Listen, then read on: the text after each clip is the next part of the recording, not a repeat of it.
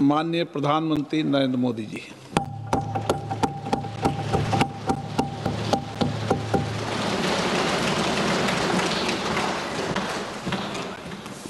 आदरणीय अध्यक्ष महोदय,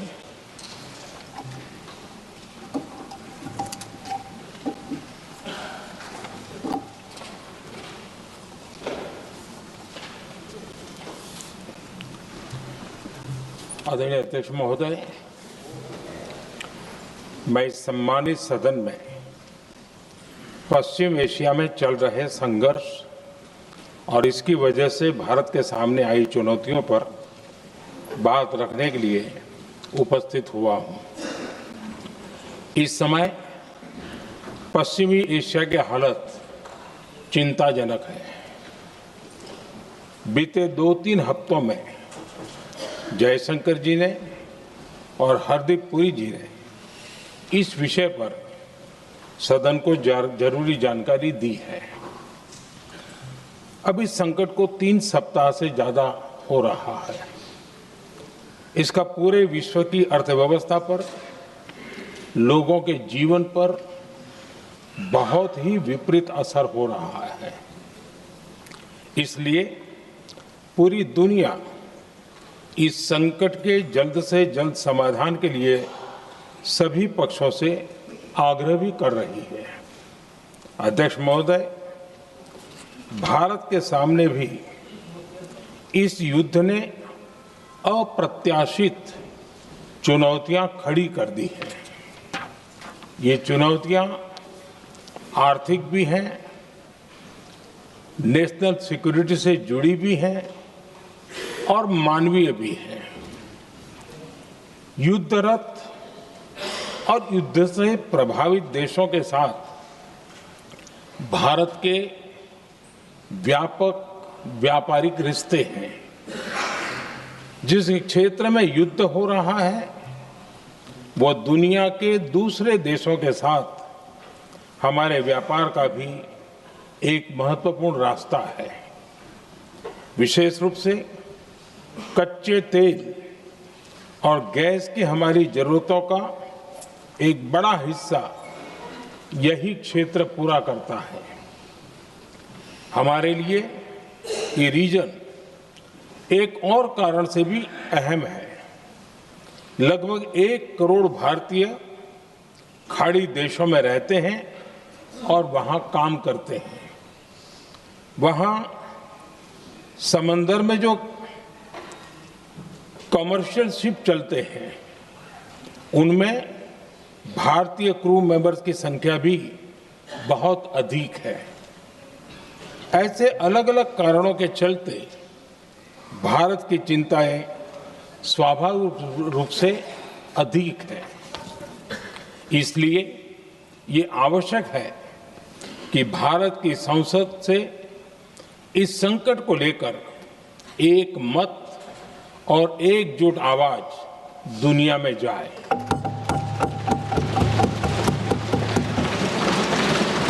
अध्यक्ष जी, जब से ये युद्ध शुरू हुआ है तब से ही प्रभावित देशों में हर भारतीय को जरूरी मदद दी जा रही है। मैंने खुद पश्चिम एशिया के ज्यादातर देशों के राष्ट्राध्यक्षों के साथ 2 राउंड फोन पर बात की है। सभी ने भारतीयों की सुरक्षा का पूरा आश्वासन दिया है। दुर्भाग्य से इस दौरान कुछ लोगों की दुखद मृत्यु हुई है और कुछ घायल हुए हैं। ऐसे मुश्किल हालात में परिवारजनों को आवश्यक मदद दी जा रही है। जो घायल है उनका बेहतर इलाज सुनिश्चित कराया जा रहा है। अध्यक्ष जी, प्रभावित देशों में हमारे जितने भी मिशन हैं वो निरंतर भारतीयों की मदद करने में जुटे हैं। वहां काम करने वाले भारतीय हो या फिर जो टूरिस्ट वहां गए हैं, सभी को हर संभव मदद दी जा रही है। हमारे मिशन नियमित रूप से एडवाइजरी जारी कर रहे हैं। यहां भारत में और अन्य प्रभावित देशों में 24/7 कंट्रोल रूम और आपातकालीन हेल्पलाइन स्थापित की गई हैं। इनके माध्यम से सभी प्रभावितों को त्वरित जानकारी दी जा रही है। अध्यक्ष जी, संकट की स्थिति में देश विदेश में भारतीयों की सुरक्षा हमारी बहुत बड़ी प्राथमिकता रही है। युद्ध शुरू होने के बाद से लेकर अब तक 3,75,000 से अधिक भारतीय सुरक्षित भारत लौट चुके हैं। ईरान से ही अभी तक लगभग 1,000 भारतीय सुरक्षित वापस लौटे हैं। इनमें 700 से अधिक मेडिकल की पढ़ाई करने वाले युवा हैं। खाड़ी देशों में भारतीय स्कूलों में हजारों विद्यार्थी पढ़ते हैं। सीबीएसई ने ऐसे सभी भारतीय स्कूलों में होने वाली कक्षा 10वीं और 12वीं की निर्धारित परीक्षाओं को रद्द कर दिया है। इन बच्चों की पढ़ाई निर्बाध चलती रहे, इसके लिए सीबीएसई उचित कदम उठा रही है। यानी सरकार संवेदनशील भी है, सतर्क भी है और हर सहायता के लिए तत्पर भी है। माननीय अध्यक्ष जी, भारत में बड़ी मात्रा में कच्चा तेल, गैस और फर्टिलाइजर जैसी अनेक जरूरी चीजें हॉर्मुज स्ट्रेट के रास्ते से आती हैं। युद्ध के बाद से ही हॉर्मुज स्ट्रेट में जहाजों का आना जाना बहुत चुनौतीपूर्ण हो गया है। बावजूद इसके हमारी सरकार का ये प्रयास रहा है कि पेट्रोल, डीजल और गैस की सप्लाई बहुत ज्यादा प्रभावित न हो। देश के सामान्य परिवारों को परेशानी भी कम से कम हो, इस पर हमारा फोकस रहा है। हम सभी जानते हैं, देश अपनी जरूरत की 60% एलपीजी आयात करता है। इसकी सप्लाई में अनिश्चितता के कारण सरकार ने एलपीजी के डोमेस्टिक उपयोग को प्राथमिकता दी है। साथ ही एलपीजी के देश में ही उत्पादन को भी बढ़ाया जा रहा है। पेट्रोल, डीजल की सप्लाई पूरे देश में सुचारू रूप से होती रहे, इस पर भी लगातार काम किया गया है। अध्यक्ष जी, आज की इन परिस्थितियों में एनर्जी सिक्योरिटी को लेकर बीते एक दशक में उठाए गए कदम और भी प्रासंगिक हो गए हैं। भारत ने बीते 11 वर्षों में अपनी एनर्जी इंपोर्ट का डाइवर्सिफिकेशन किया है। पहले क्रूड ऑयल, एलएनजी, एलपीजी ऐसी एनर्जी जरूरतों के लिए 27 देशों से इंपोर्ट किया जाता था। वहीं आज भारत 41 देशों से एनर्जी इंपोर्ट करता है। अध्यक्ष जी, बीते दशक में भारत ने संकट के ऐसे ही समय के लिए कच्चे तेल के भंडारण को भी प्राथमिकता दी है। आज भारत के पास 53 लाख मीट्रिक टन से अधिक का स्ट्रेटेजिक पेट्रोलियम रिजर्व है और 65 लाख मीट्रिक टन से अधिक के रिजर्व की व्यवस्था पर देश काम कर रहा है।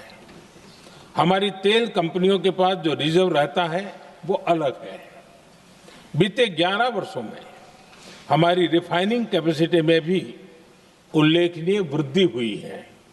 अध्यक्ष जी, सरकार अलग अलग देशों के सप्लायर्स के साथ भी लगातार संपर्क में है। प्रयास ये है कि जहां से संभव हो वहां से तेल और गैस की सप्लाई होती रहे। भारत सरकार गल्फ और आसपास के शिपिंग रूट्स पर निरंतर नजर बनाए हुए है।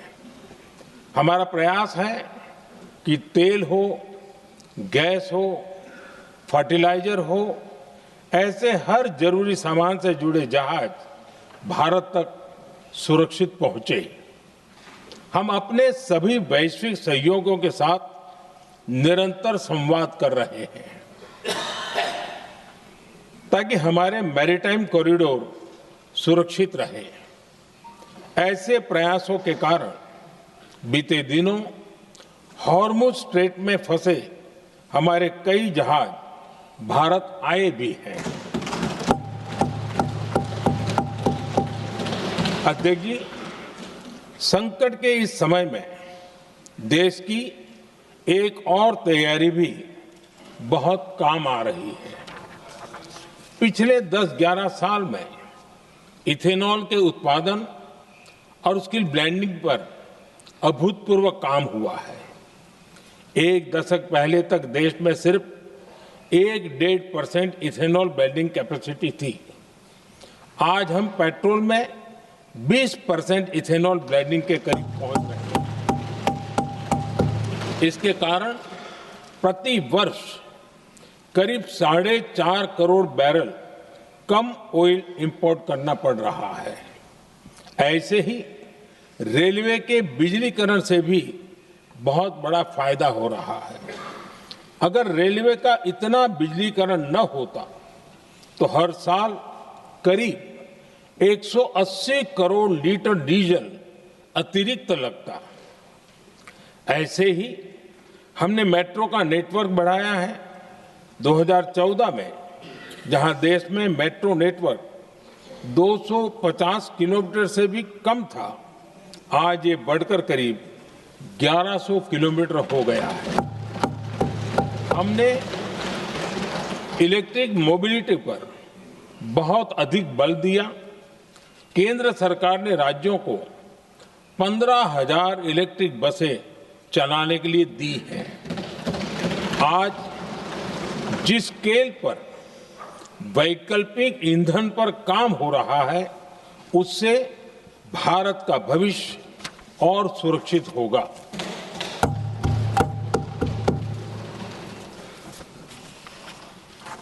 आदरणीय अध्यक्ष जी, हम जानते हैं कि एनर्जी आज इकोनॉमी की रीढ़ है और ग्लोबल एनर्जी नीड्स को पूरा करने वाला एक बड़ा सोर्स वेस्ट एशिया है। स्वाभाविक है कि दुनिया भर की अर्थव्यवस्था वर्तमान संकट से प्रभावित हो रही है और भारत पर इसका कम से कम दुष्प्रभाव हो, इसके लिए निरंतर प्रयास किए जा रहे हैं।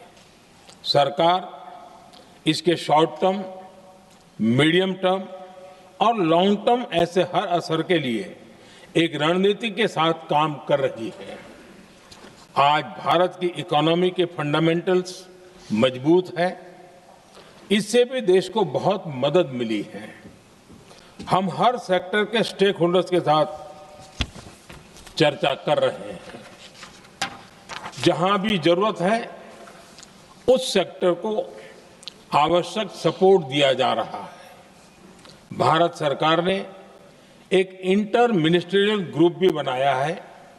ये ग्रुप हर रोज मिलता है और हमारे इंपोर्ट एक्सपोर्ट में आने वाली हर दिक्कत का आकलन करता है और ये ग्रुप आवश्यक समाधान पर भी निरंतर काम करता है। मुझे पूरा भरोसा है कि सरकार और इंडस्ट्री के साझा प्रयासों से हम परिस्थितियों का बेहतर सामना कर पाएंगे। माननीय अध्यक्ष जी, एक बड़ा सवाल ये है कि युद्ध का खेती पर क्या प्रभाव होगा। देश के किसानों ने हमारे अन्न के भंडार भर रखे हैं, इसलिए भारत के पास पर्याप्त खाद्यान्न है। हमारा ये भी प्रयास है कि खरीफ सीजन की ठीक से बुआई हो सके। सरकार ने बीते सालों में आपात स्थिति से निपटने के लिए खाद की पर्याप्त व्यवस्था भी की है। अतीत में भी हमारी सरकार ने दुनिया के संकटों का बोझ किसानों पर नहीं पड़ने दिया था। कोरोना और उस समय के युद्धों के दौरान उस समय भी ग्लोबल सप्लाई चेन में डिस्टरप्शन आ गई थी। दुनिया के बाजार में यूरिया की एक बोरी 3,000 रुपये तक पहुंच गई, लेकिन भारत के किसानों को वही बोरी 300 रुपये से भी कम कीमत में उपलब्ध कराई गई। अध्यक्ष जी, देश के किसानों को इस प्रकार के संकटों से बचाने के लिए भी बीते वर्षों में अनेक कदम उठाए गए हैं। पिछले एक दशक में देश में 6 यूरिया प्लांट शुरू किए गए हैं। इससे सालाना 76 लाख मैट्रिक टन से अधिक की यूरिया प्रोडक्शन कैपेसिटी जुड़ी है। इस दौरान डीएपी और एनपीकेएस जैसी खाद का घरेलू उत्पादन भी करीब 50 लाख मैट्रिक टन बढ़ाया गया है। इतना ही नहीं, तेल और गैस की तरह खाद के आयात को भी डाइवर्सिफाई किया गया है। ऐसे ही डीएपी और एनपीके के आयात के लिए भी हमने अपने विकल्पों को विस्तार किया है। अध्यक्ष जी, सरकार ने देश के किसानों को made in India nano urea का विकल्प भी दिया है। सरकार किसानों को प्राकृतिक खेती के लिए भी प्रोत्साहित कर रही है। पीएम कुसुम योजना के तहत किसानों को 22 लाख से ज्यादा सोलर पंप दिए गए हैं। इससे भी डीजल पर उनकी निर्भरता कम हुई है। मैं सदन के माध्यम से देश के किसानों को विश्वास दिलाता हूं कि सरकार किसानों की हर संभव मदद करती रहेगी। आदरणीय अध्यक्ष जी, युद्ध का एक बहुत बड़ा चैलेंज ये भी है कि भारत में गर्मी का मौसम शुरू हो रहा है। आने वाले समय में बढ़ती गर्मी के साथ बिजली की डिमांड बढ़ती जाएगी। फिलहाल देश के सभी पावर प्लांट्स के पर्याप्त कोल स्टॉक उपलब्ध है। भारत ने लगातार दूसरे साल 100 करोड़ टन कोयला उत्पादन करने का रिकॉर्ड बनाया है। पावर जनरेशन से लेकर पावर सप्लाई तक के हमारे सभी सिस्टम की निरंतर मॉनिटरिंग भी की जा रही है और सरकार की तैयारियां उसको रिन्यूएबल एनर्जी से भी मदद मिली है। बीते दशक में रिन्यूएबल एनर्जी की तरफ देश ने बड़े कदम उठाए हैं। आज हमारी total installed power generation capacity का आधा हिस्सा रिन्यूएबल सोर्स से आता है। हमारी कुल रिन्यूएबल क्षमता आज 250 गीगावाट के ऐतिहासिक आंकड़े को पार कर गई है।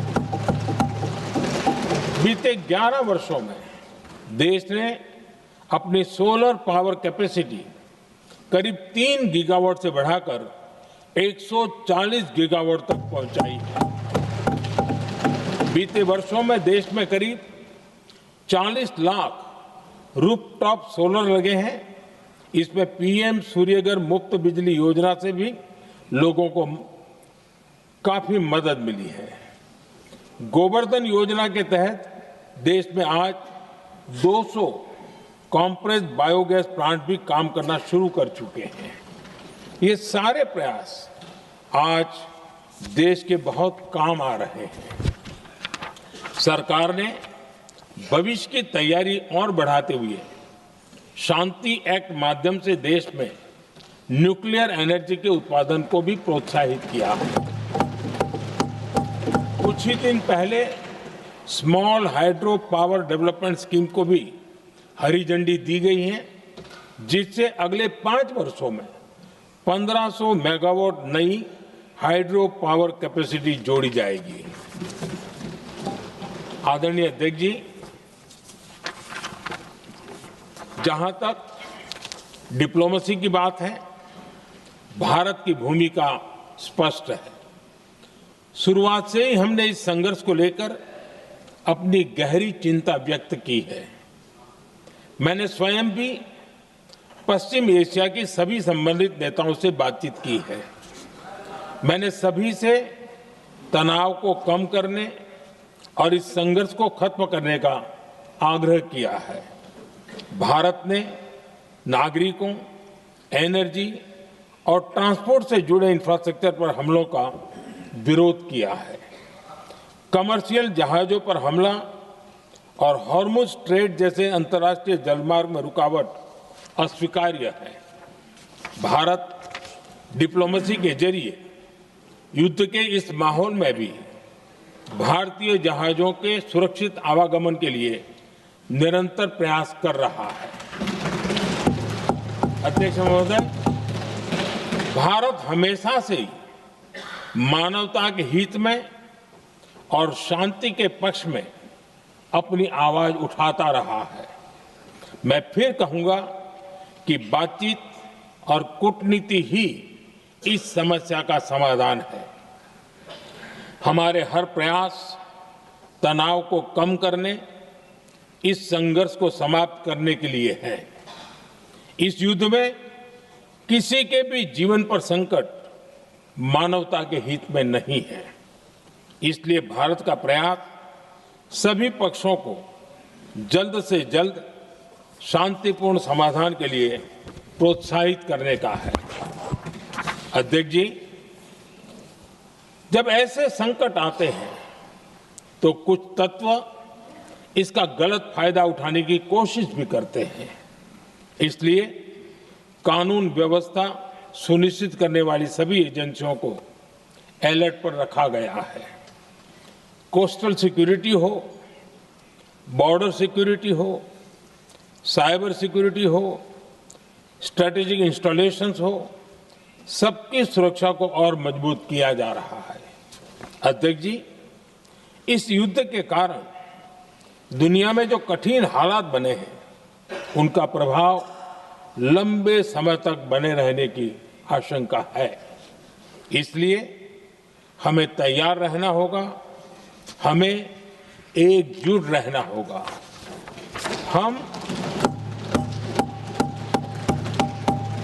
हम कोरोना के समय भी एकजुटता से ऐसी चुनौतियों का सामना कर चुके हैं। अब हमें फिर से उसी तरह तैयार रहने की आवश्यकता है। धीरज के साथ, संयम के साथ, शांत मन से हमें हर चुनौती का मुकाबला करना है और यही हमारी पहचान है, यही हमारी ताकत है। और हां, हमें बहुत सावधान और सतर्क भी रहना है। हालात का फायदा उठाने वाले झूठ फैलाने का प्रयास करेंगे, ऐसे लोगों की कोशिशों को सफल नहीं होने देना है। मैं देश की सभी राज्य सरकारों से भी इस सदन के माध्यम से आग्रह करूंगा, ऐसे समय में कालाबाजारी करने वाले, जमाखोरी करने वाले एक्टिव हो जाते हैं। इसके लिए कड़ी मॉनिटरिंग जरूरी है। जहां से भी ऐसी शिकायतें आती हैं, वहां त्वरित कार्रवाई होनी चाहिए। देश की हर सरकार और देश का हर नागरिक जब मिलकर चलेंगे तो हम हर चुनौती को चुनौती दे सकते हैं। इसी आग्रह के साथ मैं अपना वक्तव्य समाप्त करता हूं। बहुत बहुत धन्यवाद। माननीय सदस्यगण, जिन्हें आज अपना नियम 377 के अधीन मामले उठाने हैं, वो व्यक्तिगत रूप से सभा पटल पर अपना प्रस्तुत पटल पर रख सकते हैं। आइटम नंबर 15 वित्त विधेयक 2026।